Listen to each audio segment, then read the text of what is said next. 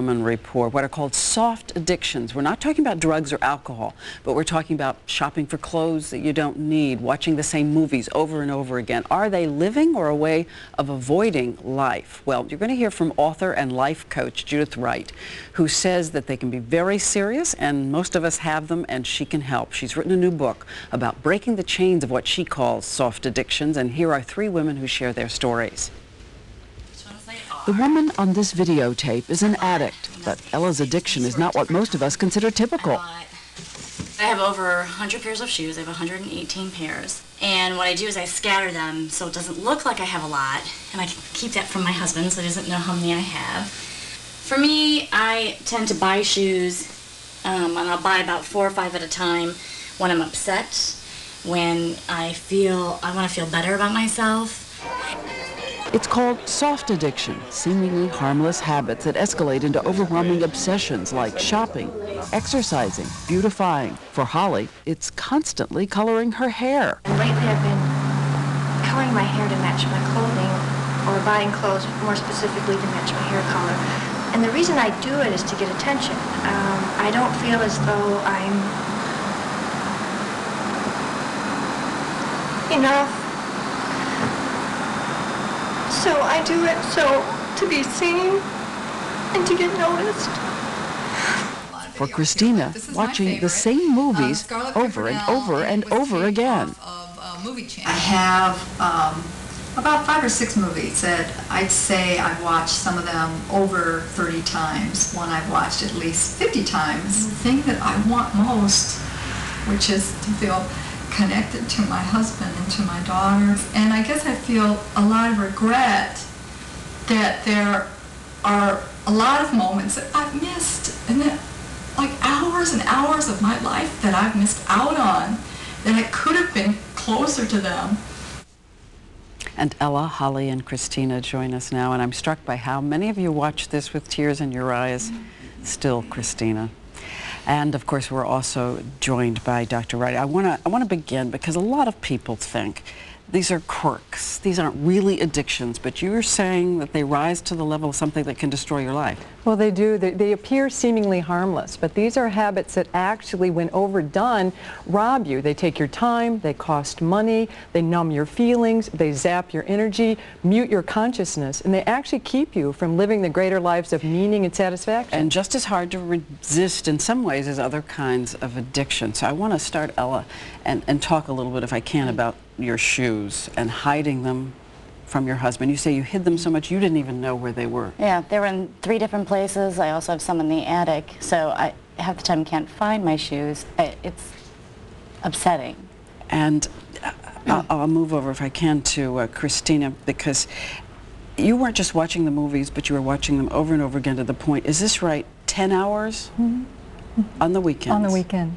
And 5 or 6 hours during the week, and the same movies over and over. Which movies, and do you know why? Well, The Scarlet Pimpernel's my favorite. Why? Really, why? Was really to get away from my feelings, to get away from what I was upset about, that I was afraid to talk about or wanted to avoid. You have a daughter? I have a daughter. Did she ever say anything to you about it? Yeah, she did. She said, "Mom," and I realized it's like I'm missing out. But you couldn't stop? No. And hair coloring, again, the first question is, why that? Do you have any sense at all how you got started doing what the first thing was? Well, for me, I think it's to be noticed, to be seen, and I'm now getting that, I can be noticed and seen for other ways, for other things that I have to offer to the world and things that I can contribute, and I can get positive attention without coloring my hair. And Dr. Wright, is the first thing, as with so many real addictions, admitting that you've got a serious problem? It's really important to say, yes, I've got a problem. All of us have soft addiction, so the question isn't, do I have them? It's which ones do I have, and what cost do they have? Have you had one? Yeah, absolutely. I used to have a relationship with food, like a major relationship. I bit my nails, I procrastinated, and I realized those things were really robbing me of the greater sense of meaning that I really craved and deserved. Felt like I was sleepwalking. So you say the first thing that you began with these women is assess your life, right? Assess your life, identify these soft addictions, see the cost that they have, break your denial, and make what I'd call the one decision. Decide you want to feel your life and make it count. And use the math of more. The math of more. Oh, it's great. What that means is by adding more nourishing things to your life, you naturally subtract your soft addictions. Most of us are feeling deprived. We're exhausted. We're stressed out. We want something. We want something, and we get the surface thing, but it doesn't meet that deeper hunger. So we use the math of more and add things that nourish us. Our soft addictions become so much less interesting. Ella, what are you doing now? It's not a secret anymore from my husband. I share it with him. And just talking about it and the awareness is what helps me. And what has changed for you? I'm reaching out to people.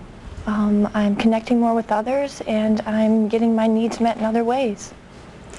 And? I'm taking more walks with my husband. And what was the moment that stopped you watching the movies, or do you still occasionally watch? I still occasionally watch the movies, but now it's like when I want to watch the movie, I'm like, oh, I must be feeling something. You know, it's a tip for me to know that I have something that I might need to share, I might need to talk about. And then I can go talk to my husband, talk to my friends. I can reach out. And for people who think this is just me, you're saying it's not you when it's not your personality, it's something that you're doing. And if you're doing things and you're feeling less energy, less of your feelings, you're a little zoned out, distracted, a little forgetful, that's a soft addiction. You're in a trance, you're kind of numbing yourself. If you're doing something and it makes you feel alive, you can feel your feelings more, your energy is better, you're more conscious, you're more awake, you're learning and you're growing, that's you. All right. Well, again, it's Dr. Wright's book. It's Judith Wright's book on soft addiction, and you can read an excerpt on our website. And we thank all of you for being with us. Thank you, Diane. Thanks.